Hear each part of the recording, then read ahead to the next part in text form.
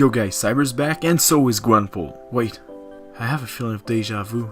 Oh yeah, a couple of months ago, Gwenpool was featured in a crossover comic, West Coast Avenger. It had a pretty weird lineup, but I was optimistic. I had hope that it could help the character grow, and well, Maguire, was I wrong?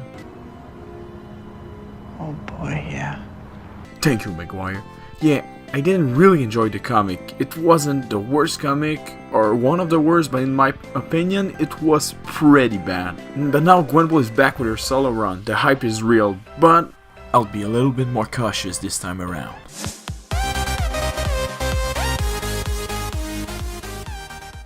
This new comic is written by Leah William and drawn by David Baldeon. Sorry if I butchered the name. The artist is pretty good, but again I think that Gurihiru's art is the best for Gwenpool because it really captured the fun and energy of the character, but I can't complain with the new artist. For the writer, I know nothing about her. Never read any of her comic and know no one that knows about her. So on the writing, I'm completely in the dark and it's a bit scary. I mean, it could be really good and surprising, or it could be another trash writer. But with the premise of the comic, I'll say it looked kinda good.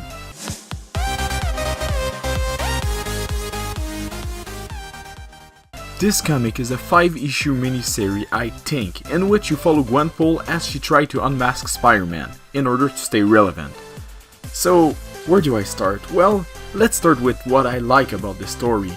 I like that the story uses her wall-breaking ability into the plot. Gwenpool, like Deadpool, is a wall-breaking character. Those two characters actually knows that they are in a comic book, but Gwenpool, unlike Deadpool, uses it as her main story element, where her struggle is not to fight against a strong villain, but to fight against cancellation of her comic. She even considered becoming an all-out villain for the sake of staying alive, so I'm glad that they decide to go with this concept. You know, if she had to have a mini-series, better hit it hard and unmask her all-time favorite, but I still have a problem with this concept. It's just that in some way, the story doesn't work. She considered becoming a villain, but at the end of her character arc, she realized that she should not compromise who she is in order to stop her cancellation.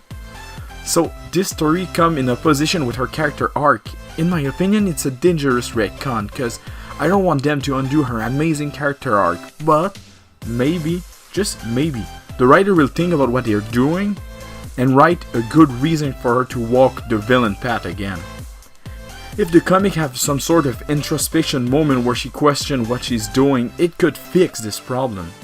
Hell, this comic could even be the origin story of Evil Gwen as far as I know, and that would be awesome. I just hope that the comic will make sense when we read it and that Gwenpool would have a good reason for doing what she's doing. Other than that, hell yeah, I'm on board with this concept. Go for it.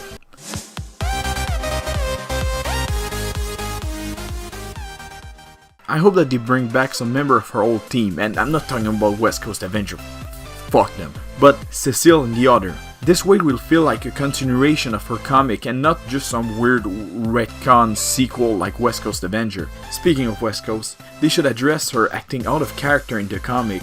It could make for a really deep moment where she realizes that she can't choose who she is, or something like that. I hope, before everything else, that this comic is fun to read. If they could add some of the sad stuff of the original, it would be great, but I just hope I have fun reading it. That's my biggest hope for the comic.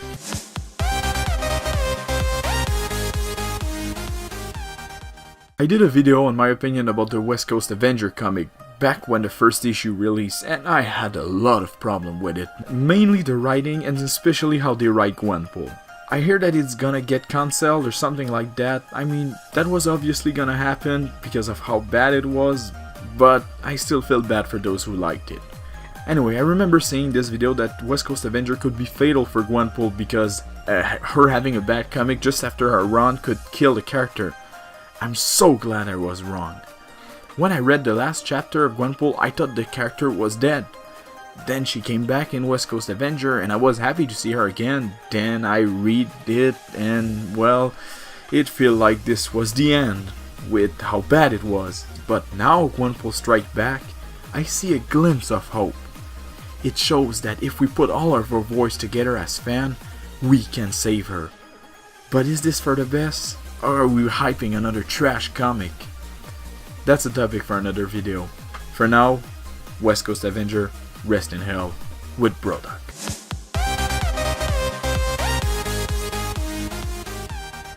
Now it's your time to speak. That's what the comment section is here for.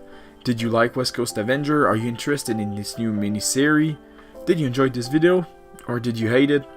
Leave all that in the comment section and don't forget to subscribe if you enjoy. For everything Gwenpool, stay here at IGN.